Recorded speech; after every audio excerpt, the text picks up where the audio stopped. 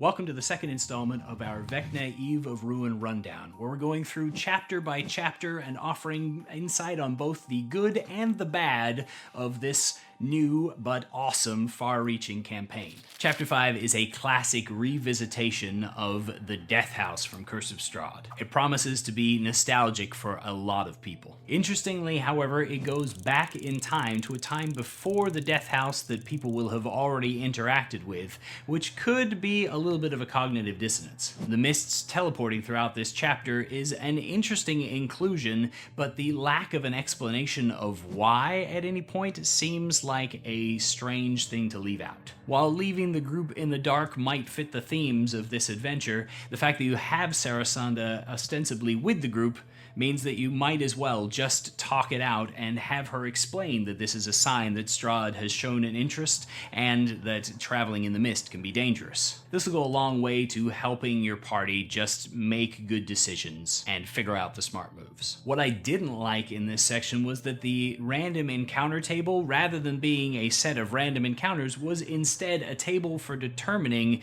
the actual main story progression. Frankly, this just feels weird and even a little bit lazy. It could add replay value potentially, but that's not something that we're probably looking for in this particular adventure. It is almost in the middle of an 11-part adventure after all. Also, the assumption that the Inquisitor is going to be encouraged or even allowed to just wander alone throughout this deadly location is another pretty insane one. And the map and design of the Death House doesn't really encourage the narrative of them appearing in different locations without the group knowing where they're going either. And for some of the encounters, even if all of that was put aside, the sudden materialization of the end of a fight that hasn't been discovered until the DM rolls the dice when the door is opened is pretty wild. You didn't hear that fight? Yeah, that's because this event didn't happen until you decided to go this way instead of that way, and then it happened in the past. Roll the encounters beforehand, set them throughout the dungeon like the designer should have in the first place, and instead just skip the first encounter entirely by having that first result be another 3 priests waiting for a fight. In D25, we have another magical short sword in a box. I'd consider adding a curse to this magical sword so that there's a reason that the cultist is not carrying it around, or else just moving it onto a cultist. Again, remember, plus weapons are relatively boring, so if you want to include something a little bit more flavorful, this is the time. This adventure is giving them out like candy, so there's lots of opportunities. In D38, the Relentless Killer is a beast of a critter, and it has an interesting and special ability that makes killing it more than just a matter of piling on the hit point damage. I can see 1 or 2 tables failing to figure this out as they are attempting to stay out of this thing's way, but the tie to the story and the narrative is so well placed that most groups are probably going to figure this out even if they decided that they didn't want to fight the thing. Meanwhile, I'm already eager to use this creature in other campaigns as a terrifying foe. Maybe that's just the evil in me. The haunted zones are a super fun way to include some fairly scripted encounters that should be great at confusing and adding some horror theming to the adventure. They'll eventually lead the group to their confrontations and definitely add a solid haunted house vibe to the place. However, depending upon your group, failure to solve the hauntings could be frustrating without a little more foreshadowing. The ghostly Recital in particular could use, say, an intelligence check, perhaps with proficiency if they're proficient in some kind of musical instrument, in order to recognize the tune that is being played to set them up for the potential playing of it. The crying room might benefit from all of the dolls being stuck to the floor, an oddity that'll encourage people to check it out and perhaps discover the secret to getting out of the haunted zone. The other 2, I think, work fairly well, and the fail state on all 4 of these is such that I don't think that it's that big a deal if your group doesn't manage to figure them out. Finally, we end up with a new stat block for Strahd. While I would have liked to have seen him bumped up a couple of CR, particularly for an encounter with a group of 14th level, and such a legendary foe, his new bonus action shape-changing, AoE option, and bonus action bite instead of his bite taking up one of his damage options from his regular multi-attack is all very nice. All in all, his stat block feels well put together, if a little bit long in the tooth. Ba-dum-ching. Chapter 6 starts off with another, you can't tell where it is because magic, and because we really want you to go to a couple of different locations instead of just to this one in this chapter. One of this I can stomach easily enough, but two of them starts to feel a little bit too patterny in this adventure without some kind of foreshadowing to explain it. It won't bother every group, but it might bother some. So with this in mind, I would suggest telling your groups from the start that the rod pieces detect the energy of where the rod has rested for a long time, that energy having leaked out and infused the area, instead of saying that it detects the next fragment itself. Then for this chapter, you just say that on the world of Kryn, it is pointed towards the Bittergrass Fens area. That's probably specific enough since all of the locations in this particular chapter surround that rough area. The portal appearing next to the tree then can be explained away as being the long-time location that the rod was held, rather than its current, more specific location. This chapter of the adventure probably felt like one of the worst designed to me personally. A little bit more railroady than some of the other ones, and with a lack of redundancies built in to get you from where you start out to where you eventually need to be. I think that including a map that shows the other two locations and popping it in the Kender's pouch in this first location is an easy way to allow options for the group to just choose not to engage with the wardens at all. Maybe they threaten or cajole him into giving up the final location, and eventually in frustration he throws the map at them. In that case, maybe he doesn't tell them about the secret secondary entrance that's going to get them into the place. Alternatively, giving him knowledge up front in this section about the ritual that could be used at Bittergrass Fens so that he's able to give them the guidance up to the area is another way to tie this back together. Speaking of Bittergrass Fens, I'm also not a big fan on that map of the Borthak Battle that's supposed to take place. The idea of luring a creature away with a piece of fruit in order to kite it around the battlefield sounds like a lot of fun, but this critter is way too fast to be kited by most groups, and not powerful enough to be scary to them to encourage them to do so. Even the environmental effect in the area, which sounds flavorful and interesting, is not worth an action to potentially deal 2d10 to a creature when you're encountering it as a 15th level character. You literally do way more damage with your average cantrip. Increasing the size of these rocks and making them prodigiously dangerous would at least give us a reason to want to drop one of them onto our bad guy. And slowing him down and increasing how tough he is would be a better way to encourage the group to want to drag him around the field while people are escaping. The whole thing at Bittergrass Fens feels frustrating to me, including the Mage's Ritual from Argentia Skywright, an NPC whose stat block for whatever reason doesn't include spellcasting in any way, shape, or form, and yet she knows a ritual that can counteract the effects of this magical problem that is the reason why they can't go and just retake their leader. Add to that Riffle's complete lack of screen time after he's been allowed to bypass the restrictions of the next location and lead the party to the vault, and I think that this whole thing should probably just be cut entirely. Place all of the hopes and dreams of these wardens upon the characters and beg them to go and get your leader out instead of being able to essentially do it yourself if you just utilize the resources that you had available to you. Making the characters feel important here instead of providing this unnecessary ritual is definitely a better path to leading to a fun adventure. You don't need Riffle present with you to guide you to the back door. All you need is for him to tell you about it and for your group to then move forward, free the guy, and let him come running home all on his lonesome instead of needing some random Kender guy. Besides, who trusts a Kender to stay outside and watch the door anyway? Meanwhile, the environmental effects around the vault of reduced gravity and the forced transformation are supposed to be suppressed inside of the vault, but there's nothing interesting outside of them, and at least one critter inside suffering from their effects. I would just probably leave them active for the entire thing and not worry about it. Let your players enjoy the big jump distance if they find a reason to do so. However, in a good section, the Moonlight Guardians at the door seem like a lot of fun. Their AoE option to harm foes and heal each other is particularly gnarly. Since they don't need to worry about damaging their own side, they're likely to be able to get more people in that cone effect than is typical. The trap in that area seems particularly yucky and gotcha, offering no guidance on how you might disable it. It could, however, add a potent environmental effect to the area if the Guardians purposefully triggered it in order to bask in its radiance and be enhanced in the fight, burning anybody who gets too close and encouraging you to find ways to pull the enemy out of that area. With V2 of this map, I'm just going to stop mentioning for the rest of this series how boring plus weapons are and how annoying treasure in boxes instead of on monsters is when it doesn't make sense to the story. From now on, just every time you hear something about a plus weapon or read it later on in here or see treasure that doesn't really belong in a treasure box, imagine me shaking my head in disappointment. Another big disappointment in this chapter that makes it my least favorite of all of the chapters in this adventure is that areas like V3 and onwards include box text that doesn't in any way, shape, or form reflect what's there. For instance, V3, this tunnel stretches 100 feet before ending at a flat wall. Then the next sentence in the book,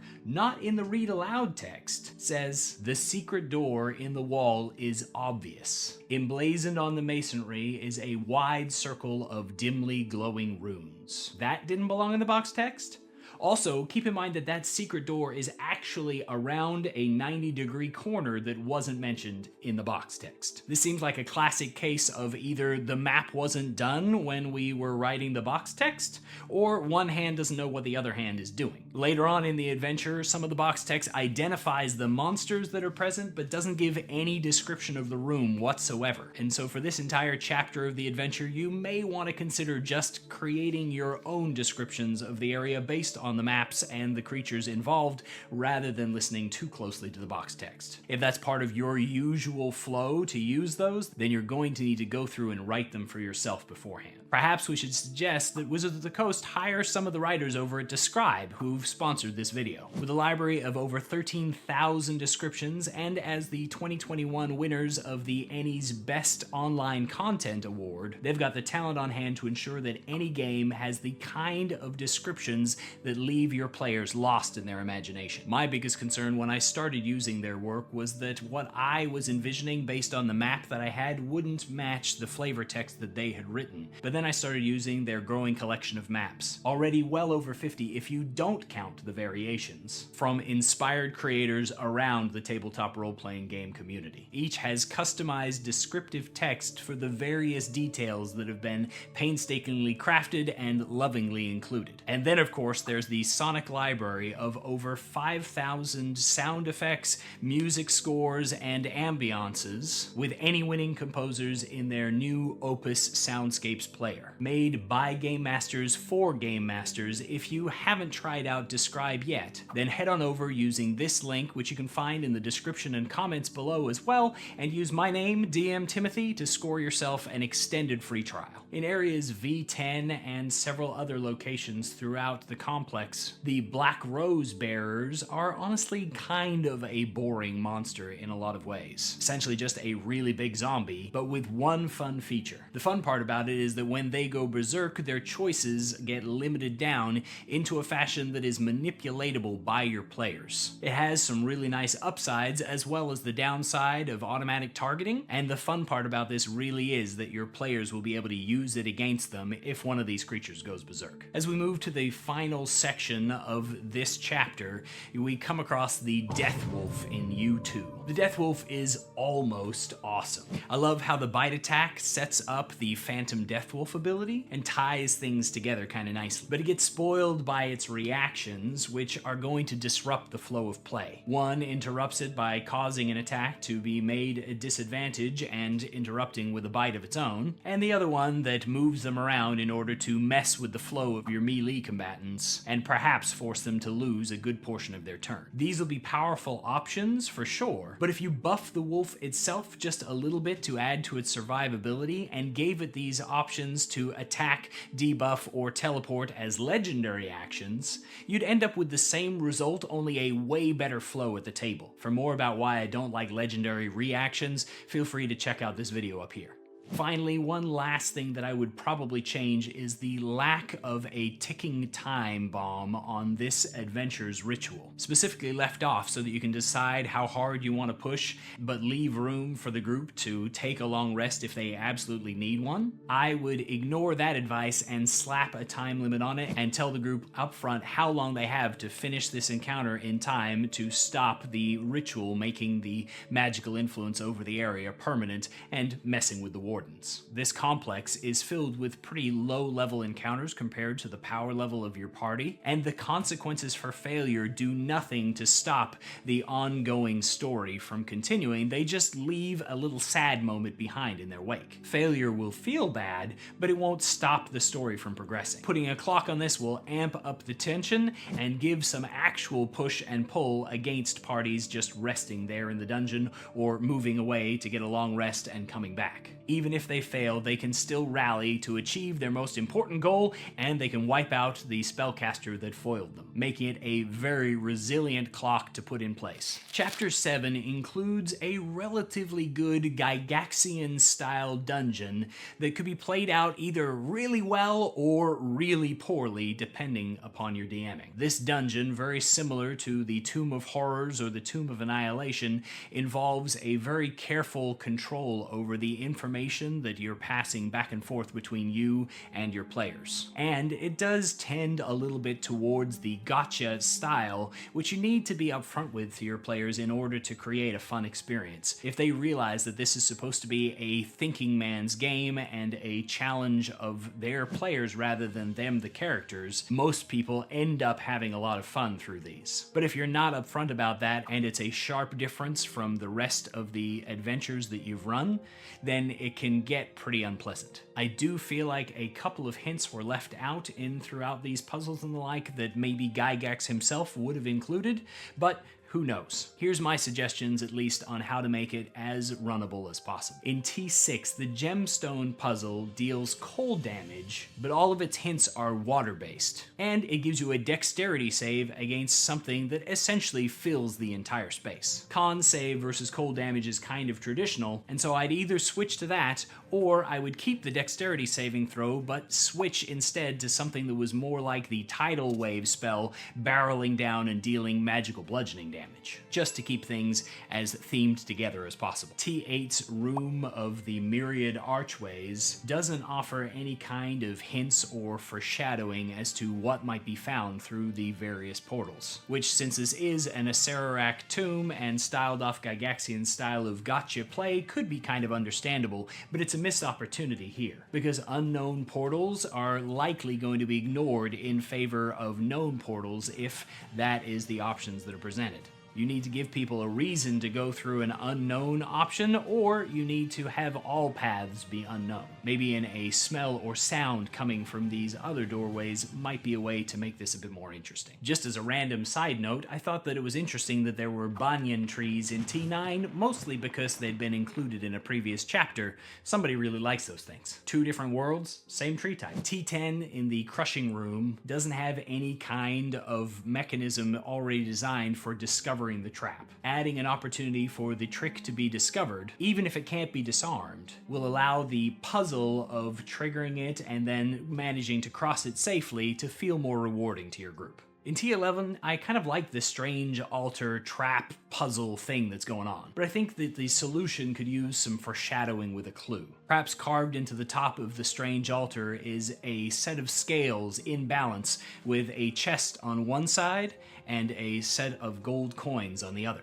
It could be shown in balance, or it could be shown with the chest as being heavier, depending on how you want to foreshadow it. The Granite Juggernauts in T14 took me a little bit to parse out that their movement that says can only be in a straight line involved just each 30-foot section chunk of movement. Essentially, for each move action or dash action, they can only go in a straight line, but then they can utilize the next one in order to take however much of a turn they needed in order to navigate the very much not straight line arena that they've been placed in. This means the dash and, of course, devastating roll can be used to great effect in this battlefield, but there are some places that they can't easily get to, which should make for a fun encounter. Once again, these are a great example of how their mechanics combine together in order to build upon one another instead of being independent, separate mechanics like we saw a lot in the old Monster Manual. The library in T19 has 3 items detailed,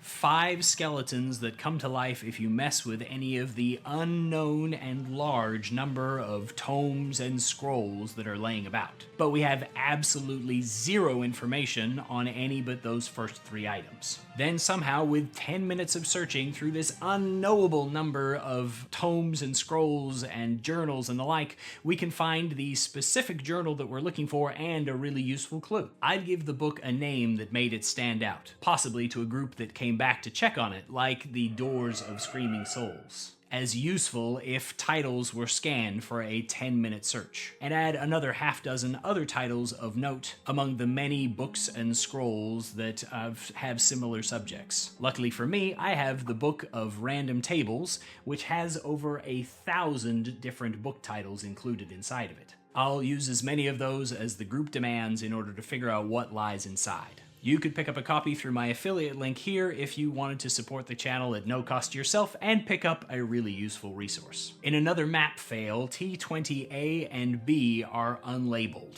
as is T21. The 2 void closets can be found attached to the library at T19, and the Phantasmal Mirage can be found around the corner to the west. Near the end, in T26, having an alternate victory condition of redemption in what would otherwise be an end boss encounter is a very nice touch. Moving into Chapter 8, looking for the last piece of the rod, we head on down into the 9 Hells, and we get to return to Avernus and some really fun locations. If you don't follow the accepted beginning path, the secondary option that is presented, however, does not land very well. The Stop for Directions option of making survival checks in order to get a completely random hint that survival doesn't impact on whatsoever to lead you toward your destination feels pretty cheap. Those who resort to violence and don't accept surrender are going to have to work harder to get there, at my table at least. I'll create a list of complications to cause trouble for the group, letting them roll on the table once per hour, and some of those will have opportunities that could be mined into in order to get the directions. I'll let the group work for it, essentially, and I suggest you do too.